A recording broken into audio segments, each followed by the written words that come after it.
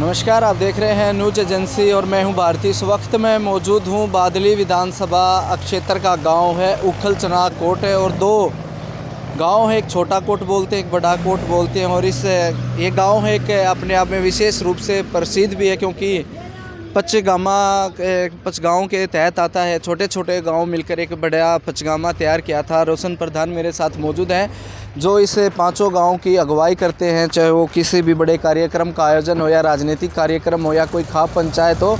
इन पांचों गांव का जो प्रतिनिधित्व करते हैं रोशन प्रधान जी मेरे साथ है। और आज विषय ये है कि मेरे पीछे आप तालाब देख पा रहे हैं कि काफ़ी बदसूरत और दुर्दशा इस तालाब की थी। कुछ दिनों पहले यहाँ से जब रास्ते से आमजन निकलते थे तो काफ़ी बदबू भरा और काफ़ी बीमारियों का घर ये तालाब बना हुआ था। और इसके अब है जो सौंदर्यीकरण हो रहा है उसको लेकर आज मैं चर्चा करूँगा कि किस योजना के तहत इतना अच्छा कदम उठाया गया है। सर, सबसे पहले नमस्कार। नमस्कार जी, कैसे हैं आप? सेहत मैं पानी? बिल्कुल ठीक हूँ जी। प्रधान जी, लगातार चाहे सड़कों से लेकर आप हर आवाज़ को लेके आगे आते हैं, तो आज जो तालाब का कार्य चल रहा है वो किस देखरेख पर और किस योजना के तहत है? ये अपनी खुद की योजना है जी।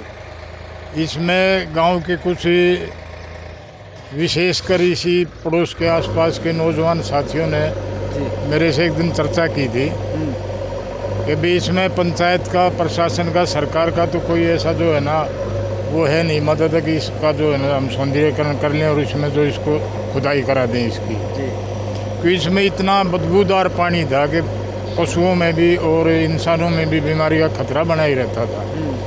और जोक इतनी थी इसमें, अगर एक भैंस इसके अंदर चली जाती तो कम से कम 50 जोक जो है ना इसमें भैंस का चिपका है जी। तो नौजवान साथियों ने मेरे से एक दिन चर्चा की, भाई इसका हम कुछ चंदा करेंगे, इसमें एक बोर करवाएंगे। कि ये बारिश के टाइम में ये जो है ना ओवरफ्लो हो जाता था और पंचायत का इसमें किसी प्रकार का कोई सहयोग पहले भी नहीं था और अब भी नहीं है। ये तो हमने फिर अपना जो है ना बैठ के बात करके कुछ चंदा किया, एक बोर कराया इसमें। और अब ये काम जो चल रहा है इसको आप देख ही रहे हैं, ये सारा जो है ना अपना जन सहयोग से चल रहा है, ना किसी प्रकार की कोई सरकार की मदद है ना पंचायत ने तो आगे देखा ही नहीं है, सरपंच ने तो यहाँ। और सरपंच के पास आप गए? सरपंच एक दूसरा जोड़ है जी, वो बड़ा जोड़ है हमारे गांव का जी। तो उन्होंने उसका पानी निकाल के, अब वही तो एक बात आ जाती है कि यहाँ मोटर रखते हैं, पानी चलाते हैं, निकालते हैं, तो हम खुद काम करते हैं ये बच्चे। और वहाँ उस जोड़ पे पानी निकालने के लिए मोटर लगाई, सिंचाई विभाग से मोटर मिल गई और उसने 15-15 हज़ार रुपये दे के 2 आदमियों को केवल जो है ना 7-8 घंटे बिजली आती है, उसमें उसका बटन दबाने के लिए 30,000 रुपये गांव का महीने में नुकसान कर रहे लोग। फिर उसने उस जोड़ में काम चालू कराया तो उसने JCB मशीन लगा के मिट्टी को 250 रुपये डंपर में बेचना शुरू कर दिया जी। उसको हमने रोक दिया, भाई तू गांव को इकट्ठा कर ले, कुछ गांव की मदद ले जी, ताकि ट्रैक्टर वगैरह लग के उसके 2 पार्टीशन हो जाए, एक तरफ गंदा पानी, दूसरी तरफ साफ पानी का, ताकि गांव के पशुओं के लिए भी सुविधा हो जाए। और उसमें वो करना, उस बात से वो सहमत नहीं हुआ, वो काम बंद हो गया।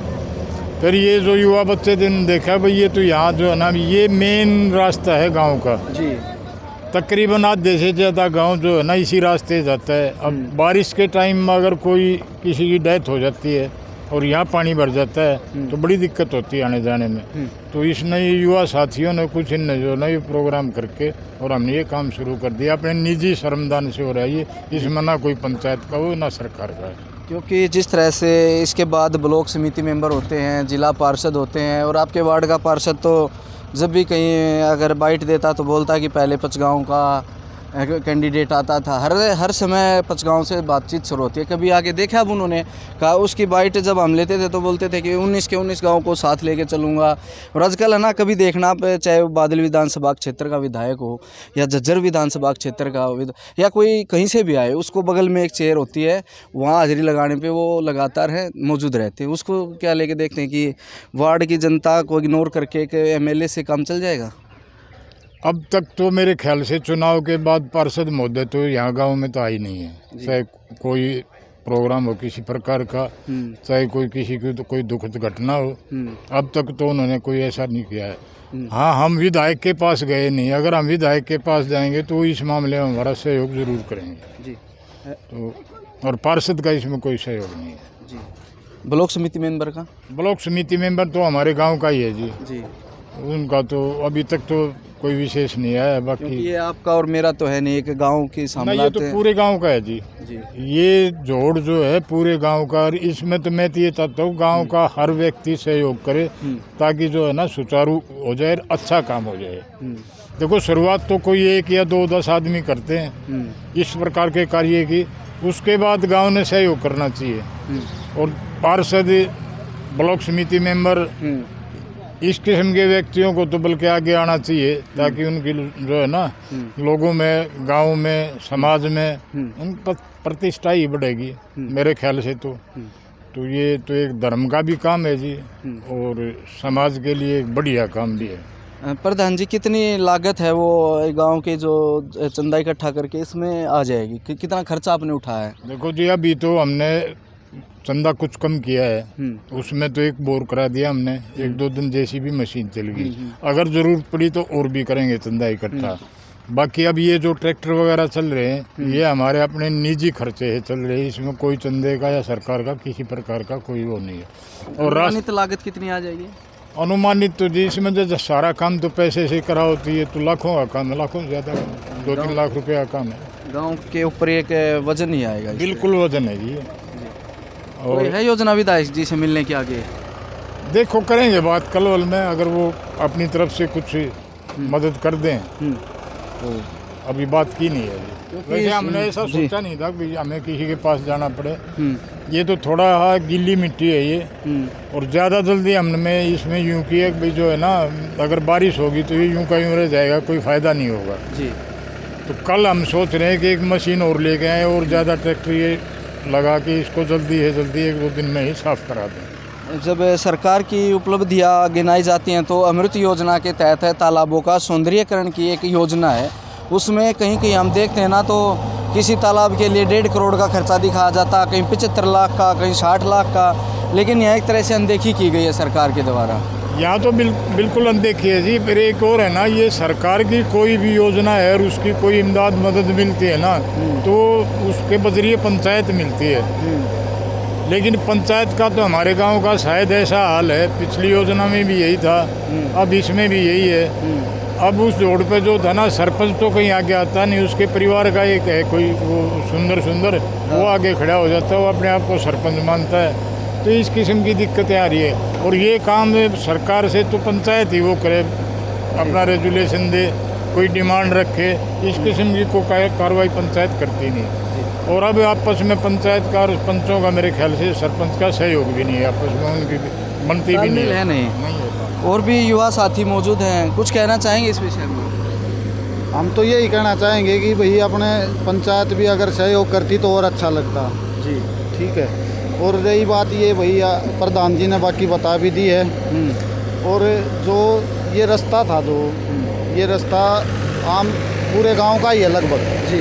इसमें जल भराव हो जाता था, पिछले 5-6 साल से ज़्यादा दिक्कत आती थी, तो हम क्या करते थे, सिंचाई विभाग से उससे मोटर लेके अपना पानी निकाल देते थे, परेशानियाँ थी और पानी निकाल के उसको ऐसे ही छोड़ दिया करते थे। फिर देखा कि भाई ये तो बार बार हर साल की वही दिक्कत है, अगर सर्दी में बारिश हो जाए तब गली में पानी आ जाता था, यहाँ पर इस आस पड़ोस की लेडीज़ों को सबको दिक्कत आती थी, तो यही सोचा कि इसका क्यों न परमानेंट सॉल्यूशन किया जाए जी। उसके लिए हमने एक बोर करवाया है यहाँ पे, जिसमें गली के लोगों ने ही चंदा इकट्ठा करके वो बोर करवाया, उसमें मशीन वाले का भी पूरा सहयोग था जी। और अपना ये था, और एक जैसे कि जेसीबी लगी हुई है उसमें कुछ भाई का योगदान था कि भाई तेल दे दो और चला लो जी। ठीक है। फिर ऐसे ही इसका ये है कि भाई इसकी सफाई हो जाएगी, आगे ये भी कुछ ज़्यादा पानी उठ सकेगा, और अगर ओवरफ्लो होता तो इस बोर में चला जाएगा जी। ठीक है, शुक्रिया। तो आप देख पा रहे हैं कि जो गांव के ट्रैक्टर हैं वो अपने निजी जेब खर्च से इन कार्यों को कर रहे हैं ताकि गांव का है जो स्वास्थ्य बचा रहे। जो पशु होते हैं, आज मैं आपको बताऊं कि जो दूध की कीमत है वो लगभग 70 के आसपास, 1 केजी के आसपास है गांव में। और एक जो हम अगर भैंस भी हम ख़रीदें तो लगभग वो 1 से 1.5 लाख रुपए की आती है। और जब जो प्रधान जी ने बताया कि इसके अंदर जोक टाइप कीड़े होते हैं जो अगर एक बार थन को काट ले तो 1.5 लाख रुपए की भैंस है वो बिल्कुल ना के बराबर हो जाती बीमार होने के बाद। वो सीधा एक मीडियम परिवार है, वो कहीं ना कहीं दूध बेचकर ही अपना गुजारा करता है गांव में। और एक पशु को इस तरह से अगर वो काट लिया जाए तो बिल्कुल है उस घर के हालात ही बिगड़ जाते हैं। इसमें मैं नाकामी मानता हूँ। जिस तरह से प्रधान जी ने बताया और युवा साथियों ने बताया कि जो सरपंच का काम होता है वो यहाँ ना के बराबर है। इस तरह से अगर सरपंच गांव में इस तरह से पक्षपात करेंगे तो मैं मानता हूं कि गांव का वातावरण है जो तनावपूर्ण बन जाएगा। और जो पार्षद की बात आई तो पार्षद तो आप आए दिन देखते होंगे, वार्ड नंबर 10 से जो हैं, नाम तो क्या लें, सबको पता है, वो हर दिन किसी न किसी विधायक के घर जाके अपनी हाजिरी लगाते हैं, न जाने किसकी तैयारी में जुटे हुए हैं। एक बार भी किसी गांव में आकर नहीं देखा गया उनके द्वारा, ये ग्रामीणों ने बताया। और जिस तरह से आप देख पा रहे हैं कि एक गांव है वो हरियाणा में कहा जाता है कि गांव राम होता है, गांव के काम कभी रुकते नहीं। या तो सरपंच रोक ले या पार्षद रोक ले, उनके रोकने से गांव के काम कभी रुकते नहीं। गांव है वैसे 10-15 तालाबों को भी साफ़ करवा सकता है, ये तो एक छोटा सा तालाब है। और इस तरह से एकजुटता अगर दिखाएंगे तो गाँव कहीं ना कहीं विकास होगा। और सौंदर्यीकरण सरकार को भी देखना चाहिए। स्थानीय विधायक यहाँ से कुलदीप वस्त आते हैं, वो भी आए दिन प्रेस वार्ता करते हैं, उनके लिए भी हमारे मैसेज, अगर ये वीडियो देखें तो एक बार यहाँ आएँ, क्योंकि बड़े वोट बैंक का ये गांव है। आगे चुनाव भी है 2024 में, इनसे मिलेंगे तो कहीं ना कहीं उनको भी फ़ायदा हो सकता है। और ये देख सकते हैं कि पीछे तालाब का कार्य है वो ज़ोर शोर से चल रहा है। और आने वाले समय में देखते हैं किस तरह से गांव है इस तालाब को सौंदर्यीकरण करके दिखाएगा। वो तस्वीरें भी हम यहाँ की दिखाने की कोशिश करेंगे। जब तक के लिए बने रहे मेरे साथ और देखते रहे न्यूज़ एजेंसी।